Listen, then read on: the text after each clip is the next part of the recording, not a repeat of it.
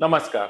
Me doctor Anand Deshpande, cataract and refractive surgeon, Deshpande eye hospital and laser centre, Kothrud. मला मोतीबिंदू झालाय आणि मी ऑपरेशन कधी करायला हवं, असं भरपूर लोकांना एक प्रश्न असतो की मी थांबलं तर चालेल का, अजून उशीर केला तर चालेल का, किंवा मोतीबिंदू पिकवला तर चालेल का.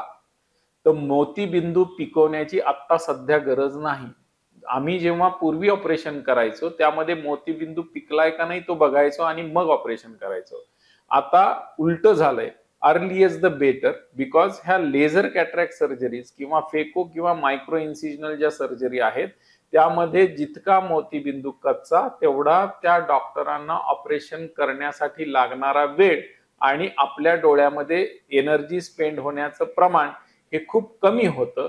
त्यामुळे मोतीबिंदू झाला की तुम्ही कधीही तुमचे काही कमिटमेंट्स नसतील तर तुम्ही तो करू शकता.